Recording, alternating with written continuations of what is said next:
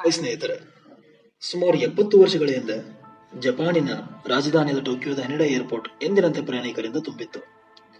ಆಗ ತಾನೇ ಲ್ಯಾಂಡ್ ಆದ ವಿಮಾನದಿಂದ ಎಲ್ಲ ಪ್ರಯಾಣಿಕರಂತೆ ಸಹಜವಾಗಿ ಒಬ್ಬ ಸೂಟು ಬೂಟು ಧರಿಸಿದ ವ್ಯಕ್ತಿ ಏರ್ಪೋರ್ಟ್ನಿಂದ ನಿರ್ಗಮಿಸಲು ಚೆಕ್ಔಟ್ ಕೌಂಟರ್ಗೆ ತೆರಳಿದಾಗ ಅಲ್ಲಿನ ಸಿಬ್ಬಂದಿಗಳಿಗೆ ಆತನ ಪಾಸ್ಪೋರ್ಟ್ನಲ್ಲಿ ಕಂಡದ್ದು ಅವರು ಹಿಂದೆಂದೂ ಕೇಳರಿಯದ ದೇಶದ ಹೆಸರು.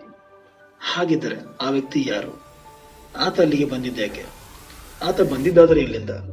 ಇದೆಲ್ಲವನ್ನು ಇವತ್ತಿನ ಒಂದು ವಿಡಿಯೋದಲ್ಲಿ ನೋಡೋಣ. ಸ್ನೇಹಿತರೆ, ನೀವು ನಮ್ಮ ಚಾನಲ್ಗೆ ಸಬ್ಸ್ಕ್ರೈಬ್ ಆಗದಿದ್ದಲ್ಲಿ ಕೂಡಲೇ ಸಬ್ಸ್ಕ್ರೈಬ್ ಆಗಿ.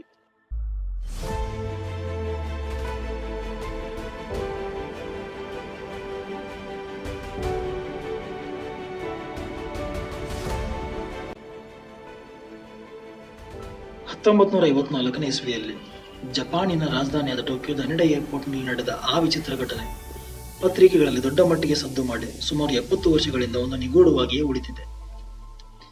ನೀವು ಮಲ್ಟಿವರ್ಸ್ ಎಂಬ ಪದ ಕೇಳಿದ್ದೀರಾ? ವಿಜ್ಞಾನದ ಪ್ರಕಾರ ಮಲ್ಟಿವರ್ಸ್ ಎಂದರೆ ನಮ್ಮ ತರಹದ ಅಸಂಖ್ಯ ಬ್ರಹ್ಮಾಂಡಗಳು ಇವೆ ಎಂದರ್ಥ. ಕೆಲವೊಮ್ಮೆ ಈ ಬ್ರಹ್ಮಾಂಡಗಳ ನಡುವೆ ಸಣ್ಣ ಕಲಹ ಉಂಟಾದಾಗ ವ್ಯಕ್ತಿ ಅಥವಾ ವಸ್ತುಗಳು ಒಂದು ಬ್ರಹ್ಮಾಂಡದಿಂದ ಇನ್ನೊಂದು ಬ್ರಹ್ಮಾಂಡಕ್ಕೆ ಪ್ರವೇಶಿಸಬಹುದು. ಆದರೆ ಅವೆಲ್ಲವೂ ಹೆಚ್ಚು ಹೊತ್ತಿನವರೆಗೆ ಅಲ್ಲೇ ಉಳಿಯದೆ ಮತ್ತೆ ವಾಪಸ್ ಆಗಬಹುದು. ಇದೇನು ಯಾವುದೋ ಸಿನಿಮಾ ಕಥೆ ತರ ಇದೆಯಲ್ಲ ಅಂತ ನೀವು ಅಂದುಕೊಂಡರೆ ಇದಕ್ಕೆ ಸಾಕ್ಷಿಯಾಗಿ ಹಲವಾರು ಪ್ರಕರಣಗಳು ಹೊರಬಿದ್ದಿವೆ. ಉದಾಹರಣೆಗೆ ಲೆರಿನಾ ಗಾರ್ಸಿಯಾ ಎಂಬ ಮಹಿಳೆಯ ಕಥೆ.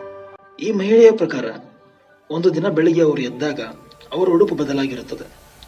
ಅವರು ಕೆಲಸ ಮಾಡುವ ಆಫೀಸ್ಗೆ ಹೋದಾಗ ಅವರ ಜಾಗದಲ್ಲಿ ಇನ್ಯಾರೋ ಕೆಲಸ ಮಾಡುತ್ತಿರುತ್ತಾರೆ. ತದನಂತರ ಅಲ್ಲಿ ವಿಚಾರಿಸಿದಾಗ ಅವರಿಗೆ ತಿಳಿದ ವಿಷಯವೇನೆಂದರೆ ಅವರಿಗೆ ಬೇರೆ ಡಿಪಾರ್ಟ್ಮೆಂಟ್ ಅಲ್ಲಿ ಕೆಲಸ ಇತ್ತು ಎಂಬುದು. ಹಾಗೂ ಅವರ ಡಿಪಾರ್ಟ್ಮೆಂಟ್ ನ ಬಾಸ್ ಅನ್ನು ಇವರು ತಮ್ಮ ವೃತ್ತಿ ಜೀವನದಲ್ಲಿ ನೋಡಿಯೇ ಇರಲಿಲ್ಲ. ಇದನ್ನು ಕೇಳಿಯೇ ನೀವು ತಲೆ ಕೆರೆದುಕೊಳ್ಳುತ್ತಿದ್ದರೆ ನಾವು ಮುಂದೆ ಹೇಳ ಹೊರಟಿರುವ ಕತೆ ನಿಮ್ಮ ತಲೆಗೆ ಹುಳ ಬಿಡುವುದು ಖಂಡಿತ. ಎರಡನೇ ಮಹಾಯುದ್ಧದ ನಂತರ ಜಪಾನ್ ತನ್ನ ಗಮನವನ್ನು ಮಿಲಿಟರಿ ಬದಲಾಗಿ ಟೆಕ್ನಾಲಜಿ ಹಾಗೂ ಫೈನಾನ್ಸ್ ಇಂಡಸ್ಟ್ರಿಗಳಲ್ಲಿ ಹೆಚ್ಚಾಗಿ ಕೊಡಲು ಶುರು ಮಾಡಿದ ಕಾರಣವಾಗಿ ಅವರ ಆರ್ಥಿಕತೆ ವೇಗವಾಗಿ ಬೆಳೆಯಲಾರಂಭಿಸುತ್ತದೆ. ಈ ಮಾರುಕಟ್ಟೆ ಹಲವಾರು ಅವಕಾಶಗಳನ್ನು ಸೃಷ್ಟಿಸಿದ್ದರಿಂದ ಜಗತ್ತಿನೆಲ್ಲೆಡೆಯಿಂದ ಜನರು ಜಪಾನಿಗೆ ಬರಲಾರಂಭಿಸುತ್ತಾರೆ. 1954 ಜುಲೈ ತಿಂಗಳಿನ ಆ ಒಂದು ದಿನ, ಅದು ಮಠ ಮಧ್ಯಾಹ್ನದ ಸಮಯ. ಏರ್ಪೋರ್ಟ್ನಲ್ಲಿ ಎಂದಿನಂತೆ ಅಪಾರ ಜನಜಂಗುಳಿ ಇತ್ತು. ಆಗ ಒಬ್ಬ ಸೂಟು ಬೂಟು ಹಾಕಿರುವ ಮಧ್ಯ ವಯಸ್ಸಿನ ಸುಮಾರು 40 ಹರೆಯದ, ನೋಡಲು ಬೆಳ್ಳಗೆ ಹಾಗೂ ಗಡ್ಡ ಹೊಂದಿದ್ದ ವ್ಯಕ್ತಿ ಆತ ಏರ್ಪೋರ್ಟ್ನಿಂದ ನಿರ್ಗಮಿಸಲು ಚೆಕ್ಔಟ್ ಕೌಂಟರ್ಗೆ ತೆರಳಿದಾಗ ಅಲ್ಲಿ ಸಿಬ್ಬಂದಿಗೆ ತನ್ನ ಪಾಸ್ಪೋರ್ಟ್ ಅನ್ನು ನೀಡುತ್ತಾನೆ.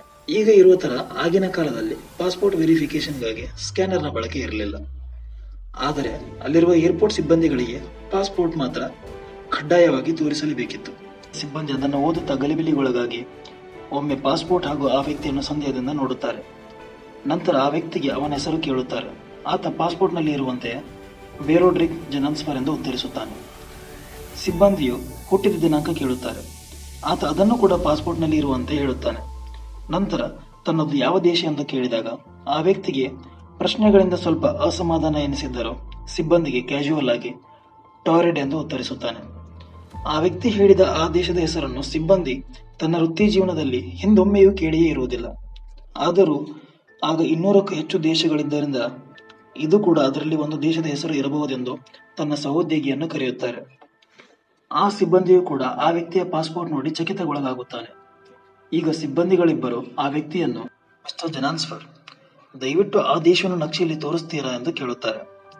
ಆ ವ್ಯಕ್ತಿ ಒಪ್ಪಿಕೊಂಡ ನಂತರ ಆತನನ್ನು ವಿಚಾರಣೆ ಕೊಠಡಿಗೆ ಕರೆದೊಯ್ದು ಆತನ ಮುಂದೆ ಒಂದು ಭೂಪಟದ ನಕ್ಷೆಯನ್ನು ಇಡಲಾಗುತ್ತದೆ. ಆ ವ್ಯಕ್ತಿ ಯಾವುದೇ ಹಿಂಜರಿಕೆ ಇಲ್ಲದೆ ಫ್ರಾನ್ಸ್ ಮತ್ತು ಸ್ಪೇನ್ ಬಾರ್ಡರ್ ನಡುವಿನ ಒಂದು ದೇಶದ ಮೇಲೆ ಬೆರಳಿಡುತ್ತಾನೆ. ಆತ ತೋರಿಸಿದ್ದು ರಾಜರ ಆಡಳಿತದಲ್ಲಿರುವ ಆಂಡೋರಾ ಎಂಬ ಚಿಕ್ಕ ದೇಶ.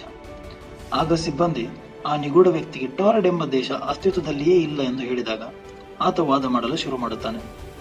ಬದಲಾಗಿ ಆಂಡೋರಾ ಎಂಬ ದೇಶ ಇಲ್ಲವೇ ಇಲ್ಲ ಹಾಗೂ ಟಾರೆಡ್ 1000 ವರ್ಷಗಳಿಂದ ಅಸ್ತಿತ್ವದಲ್ಲಿ ಇರುವಂತಹ ದೇಶ ಎಂದು ಹೇಳುತ್ತಾನೆ. ಹಾಗೂ ತಾನು ಕಳೆದ ತಿಂಗಳಲ್ಲಿ ಇದೇ ಏರ್ಪೋರ್ಟ್ ಮೂಲಕ ಯಾವುದೇ ತೊಂದರೆ ಇಲ್ಲದೆ 2 ಬಾರಿ ಓಡಾಡಿದ್ದೇನೆ ಎಂದು ಹೇಳಿ ತನ್ನ ಪಾಸ್ಪೋರ್ಟ್ ನಲ್ಲಿ ನಮೂದಾಗಿರುವ ಸ್ಟ್ಯಾಂಪ್ ಅನ್ನು ತೋರಿಸುತ್ತಾನೆ.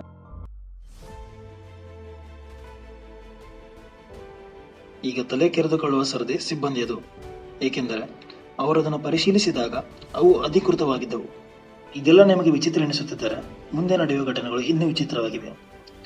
ಸಿಬ್ಬಂದಿಗಳು ಆತನನ್ನು ನಂಬದೇ ಇದ್ದಾಗ ಆತ ತಾನು ಒಬ್ಬ ಉದ್ಯಮಿ, ಆಗಾಗ ಬೇರೆ ದೇಶಗಳಿಗೆ ಹೋಗಿ ಬರುತ್ತೇನೆ ಎಂದು ಹೇಳಿ ತನ್ನ ಬಳಿ ಇದ್ದ ಹಲವಾರು ದೇಶದ ಕರೆನ್ಸಿ ನೋಟು ಹಾಗೂ ನಾಣ್ಯಗಳನ್ನು ಸಿಬ್ಬಂದಿಗೆ ನೀಡುತ್ತಾನೆ.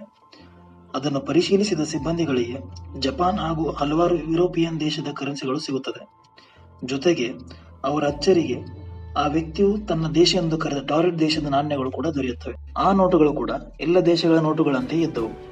ಆದರೆ ಆ ದೇಶ ಮಾತ್ರ ಅಸ್ತಿತ್ವದಲ್ಲಿಯೇ ಇರಲಿಲ್ಲ. ಆತನ ಬಳಿ ಚೆಕ್ಗಳು ಕೂಡ ಇದ್ದವು. ಆದರೆ ಚೆಕ್ಗಳನ್ನು ಇಶ್ಯೂ ಮಾಡಿದ ಬ್ಯಾಂಕ್ಗಳು ಅಸ್ತಿತ್ವದಲ್ಲಿ ಇರಲಿಲ್ಲ. ತದನಂತರ ಸಿಬ್ಬಂದಿಗಳಿಗೆ ಈ ನಿಗೂಢ ವ್ಯಕ್ತಿಯ ಮೇಲೆ ಸಂಶಯ ಬರಲು ಶುರುವಾಗುತ್ತದೆ. ಆತ ಯಾವ ಹೋಟೆಲ್ನಲ್ಲಿ ಇದ್ದಾನೆ ಎಂದು ಕೇಳಿದಾಗ ಆತ ಒಂದು ಹೋಟೆಲ್ ಹೆಸರು ಹೇಳುತ್ತಾನೆ ಹಾಗೂ ತಾನು ಈ ಬೆಳಿಗ್ಗೆ ಅವರಿಗೆ ಕರೆ ಮಾಡಿ ರೂಮ್ ರಿಸರ್ವೇಶನ್ ಮಾಡಿದ್ದೇನೆಂದು ಹೇಳುತ್ತಾನೆ. ಇದನ್ನು ಖಚಿತಪಡಿಸಿಕೊಳ್ಳಲು ಏರ್ಪೋರ್ಟ್ ಅಧಿಕಾರಿಗಳು ಆ ಹೋಟೆಲ್ಗೆ ಕರೆ ಮಾಡಿ ವಿಚಾರಿಸಿದಾಗ ಹೋಟೆಲ್ನ ಸಿಬ್ಬಂದಿ ಜೆನಾನ್ಸ್ಫರ್ ಹೆಸರಿನ ಯಾವುದೇ ವ್ಯಕ್ತಿ ನಮ್ಮಲ್ಲಿ ರೂಮ್ ರಿಸರ್ವೇಶನ್ ಮಾಡಿಯೇ ಇಲ್ಲ ಸರ್ ಎಂದು ಹೇಳುತ್ತಾನೆ. ಹೋಟೆಲ್ಗಳಲ್ಲಿ ಕೆಲವೊಮ್ಮೆ ತಪ್ಪಾಗುವುದುಂಟು ಎಂದು ನಿರ್ಧರಿಸಿ ಸಿಬ್ಬಂದಿಗಳು ಆ ವ್ಯಕ್ತಿಯ ಕೆಲಸದ ಕಚೇರಿ ವಿವರ ಪಡೆದು ಕಚೇರಿಗೆ ಕರೆ ಮಾಡಿದಾಗ ಆ ಕಚೇರಿಯ ಸಿಬ್ಬಂದಿ ಕೂಡ ಹೋಟೆಲ್ನ ಸಿಬ್ಬಂದಿಯಂತೆಯೇ ಆ ಹೆಸರಿನ ಯಾವುದೇ ವ್ಯಕ್ತಿ ನಮ್ಮಲ್ಲಿ ಕೆಲಸ ಮಾಡುತ್ತಿಲ್ಲವೆಂದು ತಿಳಿಸುತ್ತಾರೆ. ಈ ಸರಣಿ ಘಟನೆಗಳಿಂದ ಟಾರೆಟ್ ದೇಶದ ವ್ಯಕ್ತಿ ಹಾಗೂ ಹನಿಡಾ ಏರ್ಪೋರ್ಟ್ ಸಿಬ್ಬಂದಿಗಳಿಗೆ ಒಮ್ಮೆಲೆ ಆಶ್ಚರ್ಯವಾಗಿ ಮುಂದೆ ಏನು ಮಾಡಬೇಕು ಎಂದು ತಿಳಿಯದೆ ಕೆಲ ಹೊತ್ತು ನಿಶಬ್ದ ಆವರಿಸುತ್ತದೆ. ಕೆಲವು ಕ್ಷಣಗಳ ನಂತರ ಮೂಲೆಯಲ್ಲಿನ ಟೆಲಿಫೋನ್ ರಿಂಗ್ ಆಗುತ್ತದೆ. ಅದನ್ನು ಒಬ್ಬ ಸಿಬ್ಬಂದಿ ಸ್ವೀಕರಿಸಿ ಮೇಲಾಧಿಕಾರಿಗಳಿಂದ ಕೆಲವೊಂದು ಆದೇಶಗಳನ್ನು ಪಡೆದುಕೊಂಡು ಟೆಲಿಫೋನ್ ಕೆಳಗಿಟ್ಟು ಆ ನಿಗೂಢ ವ್ಯಕ್ತಿಯ ಕಡೆಗೆ ತಿರುಗಿ, ನೀವು ನಮ್ಮ ಜೊತೆ ಬರಬೇಕಾಗುತ್ತದೆ ಸರ್ ಎಂದು ಹೇಳುತ್ತಾನೆ. ಏರ್ಪೋರ್ಟ್ನ ಮೇಲಾಧಿಕಾರಿಗಳು ಜೆನಾನ್ಸ್ಫರ್ನ ಪರ್ಸ್ ಹಾಗೂ ಡಾಕ್ಯುಮೆಂಟ್ ಸಮೇತ ಎಲ್ಲ ಸರಕುಗಳನ್ನು ವಶಪಡಿಸಿಕೊಂಡು ಏರ್ಪೋರ್ಟ್ನ ಲಾಕರ್ನಲ್ಲಿ ಸುರಕ್ಷಿತವಾಗಿ ಇರಿಸುತ್ತಾರೆ ಹಾಗೂ ಆ ವ್ಯಕ್ತಿಗೆ ತಾವು ಅವನನ್ನು ಅರೆಸ್ಟ್ ಮಾಡುತ್ತಿಲ್ಲ, ಆದರೆ ವಿಚಾರಣೆ ಒಂದು ಹಂತಕ್ಕೆ ತಲುಪುವವರೆಗೂ ಗೃಹ ಬಂಧನದಲ್ಲಿ ಇರಿಸಲಾಗುತ್ತದೆ ಎಂದು ಹೇಳಿ ಆತನನ್ನು ಹೋಟೆಲ್ನ ಒಂದು ಕೋಣೆಯಲ್ಲಿ ಇರಿಸಲಾಗುತ್ತದೆ. ಆ ಕೋಣೆಯನ್ನು 24 ಗಂಟೆಗಳ ಕಾಲ ಕಾಯಲು ಇಬ್ಬರು ಸೆಕ್ಯೂರಿಟಿ ಗಾರ್ಡ್ಗಳನ್ನು ನೇಮಕ ಮಾಡುತ್ತಾರೆ ಹಾಗೂ ಕೋಣೆಯಲ್ಲಿರುವ ಟೆಲಿಫೋನ್ನಿಂದ ಹೋಟೆಲ್ ಸಿಬ್ಬಂದಿಗೆ ಊಟ ತರಲು ಮಾತ್ರ ಕರೆ ಹೋಗುವಂತೆ ವ್ಯವಸ್ಥೆ ಮಾಡುತ್ತಾರೆ. ತದನಂತರ ಸಂಜೆ 7ರ ಸುಮಾರು ಜೆನಾನ್ಸ್ಫರ್ ತನಗೆ ತಲೆನೋವು ಎಂದು ಹಾಗೂ ಊಟ ತಿಂದ ಮೇಲೆ ಅದು ಸರಿ ಹೋಗಬಹುದೆಂದು ಹೇಳಿದನ್ನು ಬಿಟ್ಟರೆ ಮತ್ಯಾವ ಮಹತ್ವದ ಘಟನೆ ನಡೆಯುವುದಿಲ್ಲ. ಮಾರನೇ ದಿನ ಏರ್ಪೋರ್ಟ್ನ ಅಧಿಕಾರಿಗಳು ನಿಗೂಢ ವ್ಯಕ್ತಿಯ ರೂಮ್ನ ಟೆಲಿಫೋನ್ಗೆ ಕರೆ ಮಾಡುತ್ತಾರೆ. ಆ ಕಡೆಯಿಂದ ಕರೆಗೆ ಯಾರೂ ಸ್ಪಂದಿಸದೇ ಇದ್ದ ಕಾರಣ ಅಧಿಕಾರಿಗಳು ತಕ್ಷಣ ಹೋಟೆಲ್ಗೆ ಧಾವಿಸಿ ಕೋಣೆ ಬಾಗಿಲನ್ನು ತೆಗೆದು ನೋಡಿದಾಗ ಅಲ್ಲಿ ಯಾರ ಸುಳಿವು ಇರುವುದಿಲ್ಲ. ವಿಚಿತ್ರ ಏನೆಂದರೆ ಆ ಕೋಣೆಯಲ್ಲಿ ಯಾರೂ ಇರಲೇ ಇಲ್ಲ ಎನ್ನುವಷ್ಟು ಶುಚಿಯಾಗಿತ್ತು ಹಾಗೂ ಕಿಟಕಿಗಳು ಮುಚ್ಚಿದ್ದವು. ಮೇಲಾಧಿಕಾರಿಗಳು ಸೆಕ್ಯೂರಿಟಿ ಗಾರ್ಡ್ಗಳನ್ನು ವಿಚಾರಿಸಿದಾಗ ಅವರು, ಸರ್, ನಾವು ರಾತ್ರಿ ಇಡೀ ಬಾಗಿಲನ್ನೇ ಕಾಯುತ್ತಿದ್ದೇವೆ ಎಂದು ಹೇಳುತ್ತಾರೆ. ಇದಕ್ಕಿಂತ ಅಚ್ಚರಿಯ ವಿಷಯವೇನೆಂದರೆ ಆ ನಿಗೂಢ ವ್ಯಕ್ತಿಯ ಡಾಕ್ಯುಮೆಂಟ್ಸ್ ಹಾಗೂ ಸರಕುಗಳು ಕೂಡ ಏರ್ಪೋರ್ಟ್ನ ಅತ್ಯಂತ ಬಿಗಿ ಭದ್ರತೆಯ ಲಾಕರ್ಗಳಿಂದ ಮಾಯವಾಗಿರುತ್ತದೆ. ಈ ವಿಷಯ ಕೂಡಲೇ ಜಪಾನ್ನ ಸರ್ಕಾರದ ಮೇಲಾಧಿಕಾರಿಗಳಿಗೆ ತಲುಪುತ್ತದೆ. ಈ ವಿಷಯ ಪತ್ರಿಕೆಗಳಲ್ಲಿ ಬಂದರೆ ಸರ್ಕಾರಕ್ಕೆ ಅವಮಾನ ಎಂದು ಸರ್ಕಾರದ ಮೇಲಾಧಿಕಾರಿಗಳು ಆ ಘಟನೆಯನ್ನು ಮುಚ್ಚಿ ಹಾಕುತ್ತಾರೆ ಹಾಗೂ ಅದಕ್ಕೆ ಸಂಬಂಧಿಸಿದ ಸಿಬ್ಬಂದಿ ಹಾಗೂ ಅಧಿಕಾರಿಗಳಿಗೆ ಆ ಘಟನೆ ಬಗ್ಗೆ ಬೇರೆಯವರೊಂದಿಗೆ ಮಾತನಾಡದಂತೆ ಎಚ್ಚರಿಕೆ ನೀಡುತ್ತಾರೆ. ತದನಂತರ ಹಲವು ಮೂಲಗಳಿಂದ ಈ ಘಟನೆ ಹೊರಬರುತ್ತದೆ ಹಾಗೂ ಇಂದಿಗೂ ಅದನ್ನು ಸರಿಯಾಗಿ ವಿವರಿಸಲು ಯಾರಿಂದಲೂ ಸಾಧ್ಯವಾಗಿಲ್ಲ. ಇಂಥ ಘಟನೆಗಳು ನಮ್ಮ ಅಸ್ತಿತ್ವದ ಬಗ್ಗೆ ನಮಗೇ ಪ್ರಶ್ನೆ ಮಾಡಿಕೊಳ್ಳುವಂತೆ ಮಾಡುತ್ತದೆ. ಇಂತಹ ಹಲವಾರು ನಿಗೂಢ ಘಟನೆಗಳನ್ನು ಮಾನವನ ಇತಿಹಾಸದುದ್ದಕ್ಕೂ ನಾವು ಕಾಣಬಹುದು. ಇದೆಲ್ಲವೂ ನಾವು ಬದುಕುತ್ತಿರುವ ಪ್ರಪಂಚವನ್ನು ಇನ್ನಷ್ಟು ವಿಸ್ಮಯಕಾರಿಯಾಗಿ ಮಾಡುತ್ತದೆ. ವೀಕ್ಷಕರೇ, ನಾವು ಇನ್ನಷ್ಟು ನಿಗೂಢ ಘಟನೆಗಳ ಜೊತೆಗೆ ಹೊರಬರಲು ದಯವಿಟ್ಟು ಚಾನೆಲ್ನ ಸಬ್ಸ್ಕ್ರೈಬ್ ಮಾಡಿ ಹಾಗೂ ಪಕ್ಕದಲ್ಲಿರುವ ಬೆಲ್ ಬಟನ್ ಅನ್ನು ಪ್ರೆಸ್ ಮಾಡಿ.